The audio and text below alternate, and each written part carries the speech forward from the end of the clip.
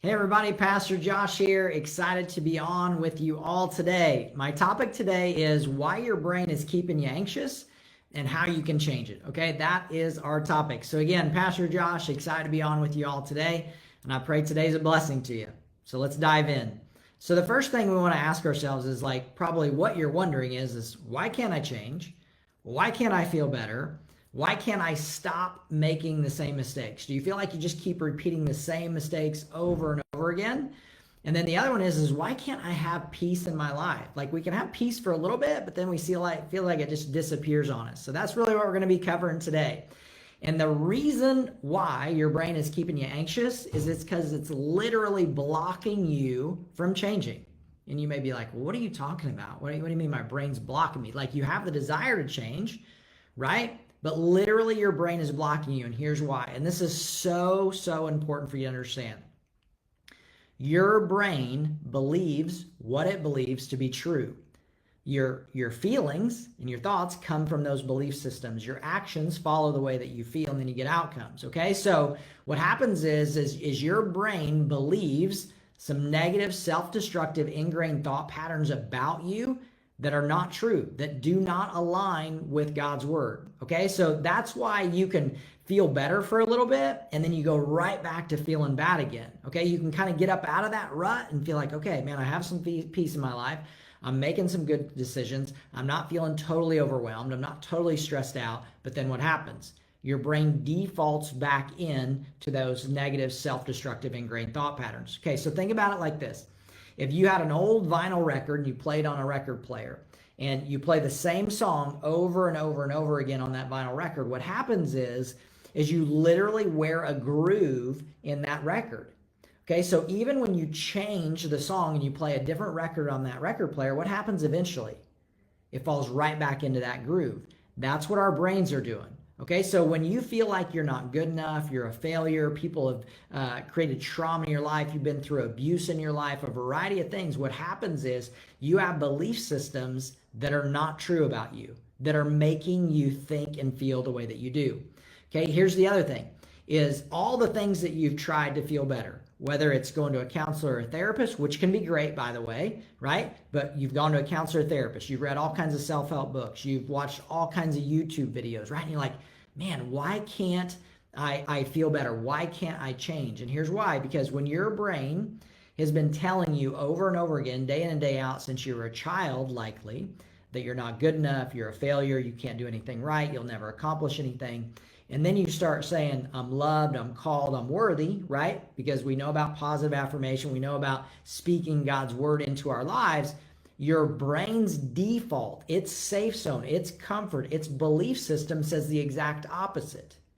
So that's why you can say these things like, I'm loved, I'm called, I'm worthy, but your brain literally blocks you from believing that to be true. Now, here's the exciting thing.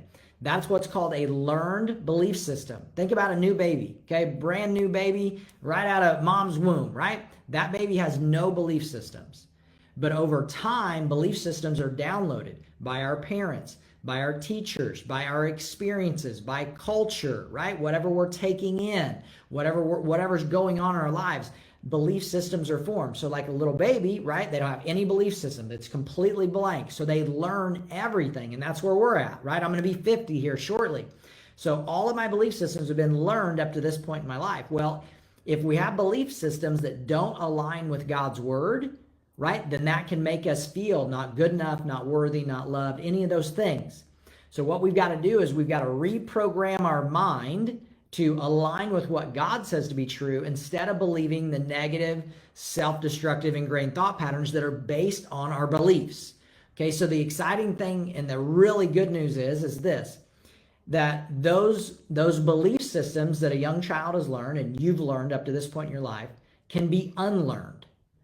All right, this is what cognitive brain therapy is all about.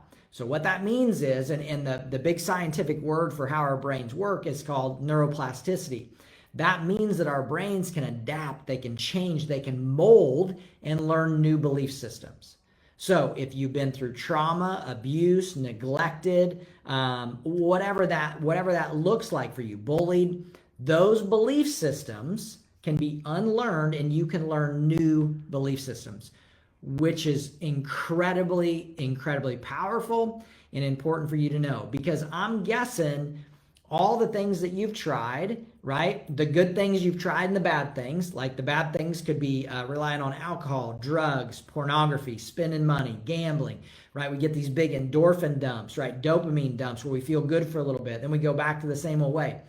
Every time we do something that doesn't work, what it does is it reaffirms to our belief systems, our subconscious mind, that we're broken. It says, see, well, Josh, you read that book, you watched that video, you did this thing, and it didn't fix you. So this is just the way you are, right? Your dad was this way, your grandpa was this way, this is just the way that God made you. That's not true. God did not make us, he did not give us a spirit of fear and timidity. We know that in 2 Timothy 1:7. It says God did not give us that spirit of fear and timidity, but of power, love, and a sound mind. So we have to lean into God's truth and know that we can absolutely change. We just have to learn a process and understand how to combine understanding how our brains work and God's word to reprogram our thoughts. Okay? And here's the reality of it is this, guys. And this may sound a little silly, but we've never been taught to think. Right? We've never been taught to think about what we're thinking about.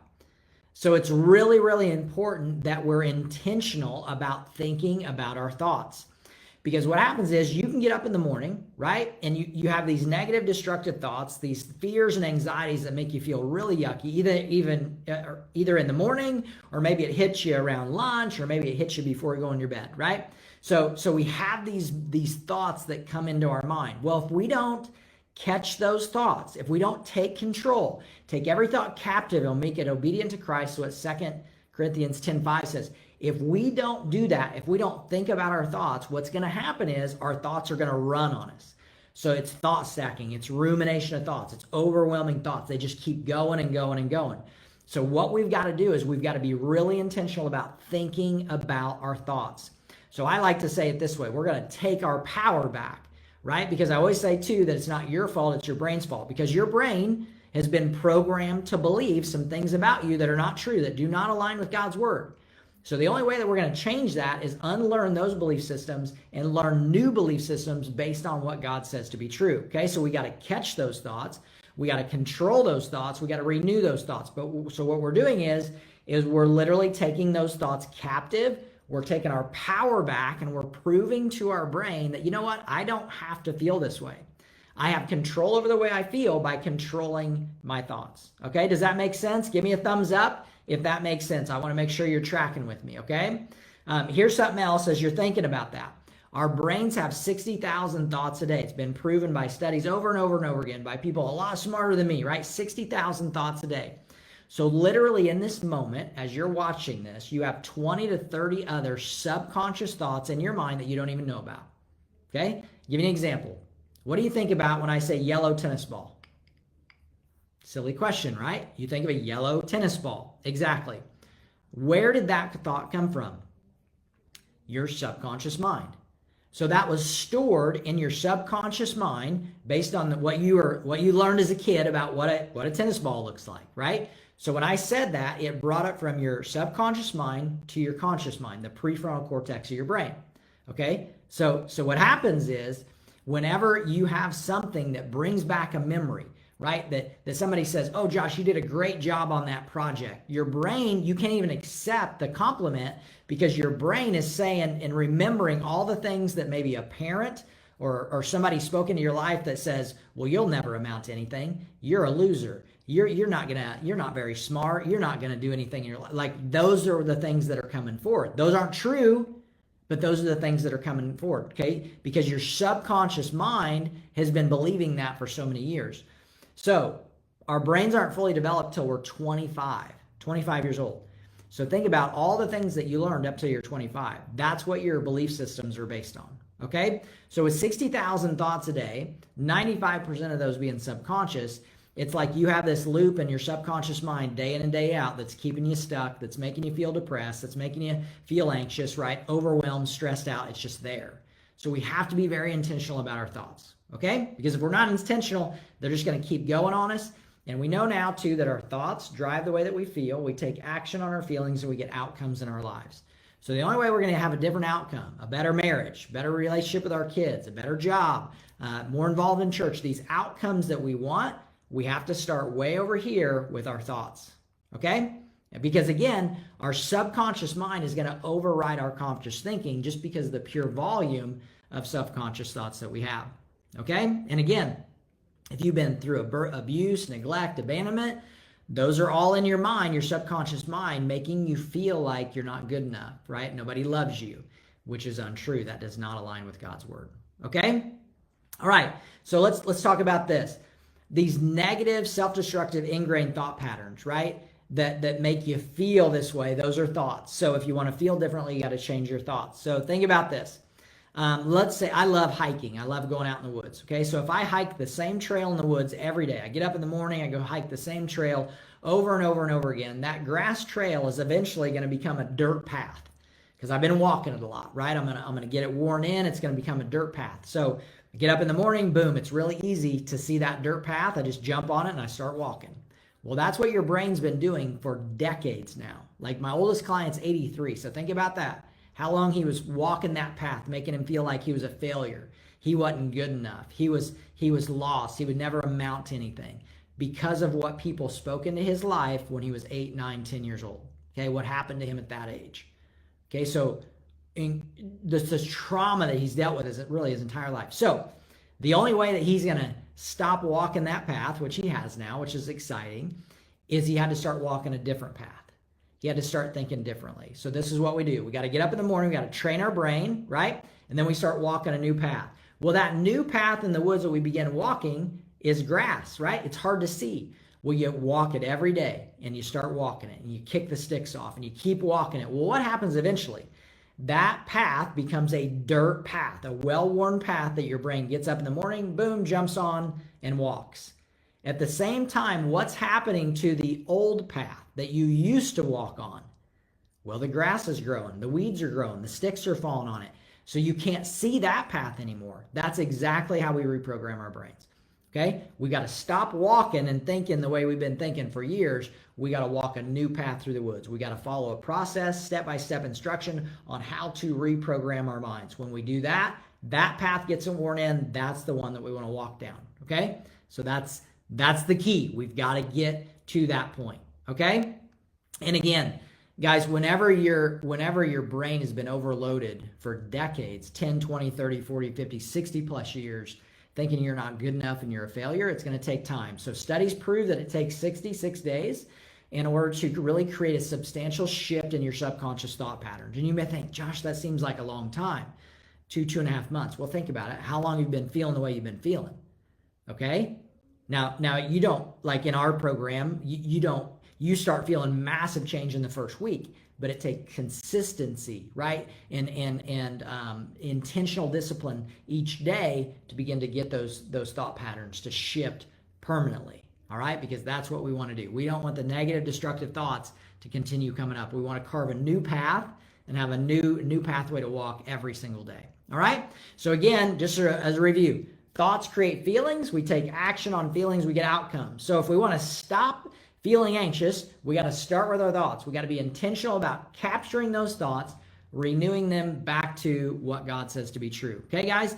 And think about how important it is to take care of our health.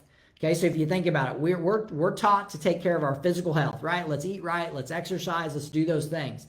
When it comes to our mental and emotional health, a lot of times we're not really taught that we need to take care of that. We think, well, that's just something I can take care of on my own. Man, it's challenging. If you don't know what needs to be done to reprogram your mind, right, to get control of your thoughts, reach out and get help. Whether that's with me, whether that's with your pastor, a local counselor, therapist, whatever it is for you, okay? Number one is whatever they're teaching you has to be based on God's word. Because if we're going to renew our minds back to what God says to be true, as Romans 12:2 tells us to, it has to be based on God's word. So is it important to take care of our mental and spiritual health? Absolutely. Okay? So again, we've got to get control over our thoughts to see different results and outcomes in our lives. All right? So I pray today's been a blessing for you. If you need anything at all, if this resonated with you, put a comment below. Let us know. Pass this on to your family and friends if you feel like it'll help them. And pray that you all have a blessed rest of your day. All right. Take care and bye-bye.